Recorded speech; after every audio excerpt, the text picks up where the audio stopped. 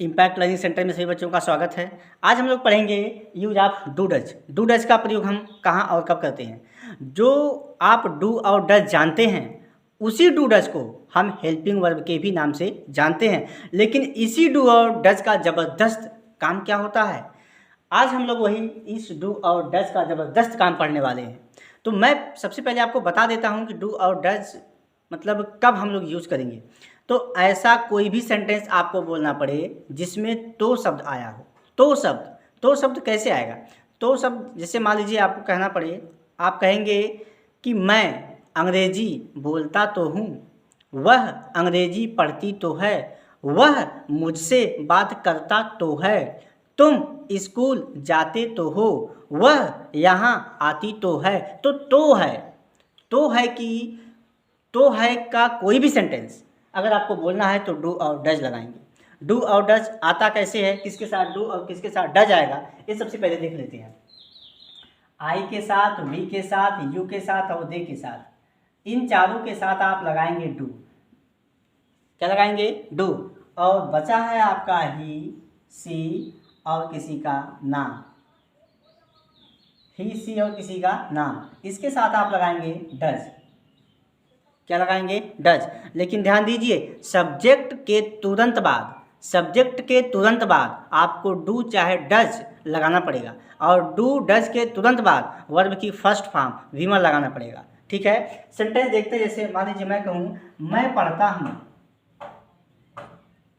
मैं पढ़ता हूँ। आपको पता है कि ये प्रेजेंट इंडेफिनिट टेंस है, क्योंकि आपको पता होगा कि जिस भी हिंदी के वाक्य के अंत में ता है, ती है, ताहू, तेहू शब्द आता है वह प्रेजेंट इंडेफिनिट टेंस। हमको लास्ट में देखना होता है, सबसे लास्ट में। हम देखिए यहाँ पे, देखिए लास्ट में ता है, मैं पढ़ता हूँ, तो इसको बोलेंगे प्रेजेंट इंडेफिनिट। वह खेलता है, तुम स्कूल जाते हो। तो ऐसे सेंटेंस में ता है, ती है, तेहू आते हैं, उसको बोलते हैं प्रेजेंट इंडेफिनिट टेंस। तो यहाँ पे मैं पढ़ता हूँ, इसकी अंग्रेजी हो जाएगी I read. I read full stop. आपको पता है कि आई के साथ, वी के साथ, यू के साथ, दे के साथ हम वर्ब की फर्स्ट फॉर्म लगाते हैं V1। उसमें एस या आई एस नहीं जुड़ा हुआ होता है। जैसे इसमें आई रीड, आई के साथ आपको लगाना है V1 का मतलब क्या होता है? जिसमें एस या आई एस नहीं जुड़ा हुआ, जिसमें एस या आई एस नहीं जुड़ा हुआ होता है, इसमें एस या आई एस नहीं जुड़ा हुआ है, तो इसको हम क्या बोलेंगे? V1 बोलेंगे। तो अगर मान लीजिए आपको ऐसे बोलना कि मैं पढ़ता तो हूँ, मैं पढ़ता तो हूँ, मैं पढ़ता तो हूँ, मैं पढ़ता तो हूँ, यहाँ पे लिखेंगे आई। अब इसी आई के साथ आप लगा देंगे डू। ध्यान दीजिए, आपने लिख दिया आई, वी, यू, दे, इन चारों के साथ क्या लगाएंगे? डू। इन चारों के साथ क्या आएगा? डू। और इन तीनों के साथ क्या आएगा? डज। इन तीनों के साथ डज, सब्जेक्ट के तुरंत बाद। तो यहाँ पे आई डू, सब्जेक्ट आई है, इसके तुरंत बाद डू। अब क्या है? पढ़ता हूँ, I do read. I do read, मैं पढ़ता तो हूँ। जैसे मैं खेलता तो हूँ, आई डू प्ले। मैं तुमसे बात करता तो हूँ, I do talk to you. वह मुझसे बात करता तो है, he does talk to me.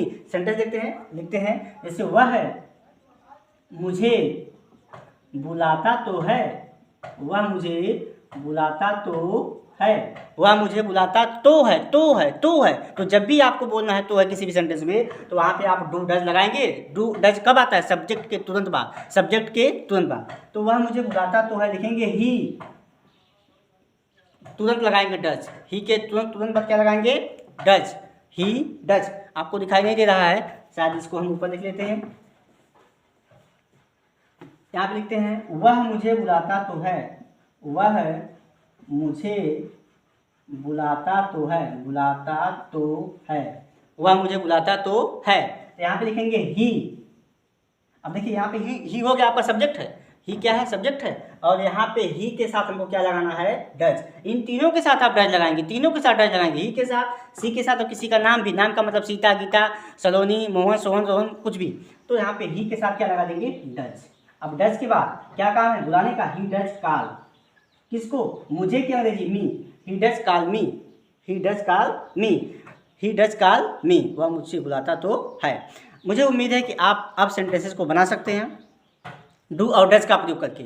Do does present indefinite tense की एचबी है, हेल्पिंग वर्ब है। लेकिन सिंपल सेंटेंस आप जब भी बनाते हैं तो डू और डज का प्रयोग नहीं करते हैं। आपको पता होगा कि वर्ब की फर्स्ट फॉर्म और V5 लगाते हैं, V1 और V5 लगाते हैं इंडेफिनिट में। तो उसी डू डज का प्रयोग हम करते हैं तो है के सेंस में, तो है। तो जो भी आपको बोलना पड़े, मैं अंग्रेजी बोलता तो हूँ, वह अंग्रेजी बोलती तो है, वह मुझे बुलाती तो है, मैं उसे बुलाता तो हूँ, वह खाना बनाती तो है, वह पनीर पसंद करती तो है, तो है, जितना भी तो है, सभी सेंटेंसेस को बनाने के लिए आप लगाएंगे डू और डज। ध्यान दीजिए, डू और डज सब्जेक्ट के तुरंत बाद आते हैं। चलिए मिलते हैं अगले वीडियो में, तब तक के लिए घर पे रहिए और पढ़ाई करिए, और किसी भी तरह से जितना हो सके पढ़ाई में भरपूर टाइम दीजिए। अब मिलते हैं अगले वीडियो में।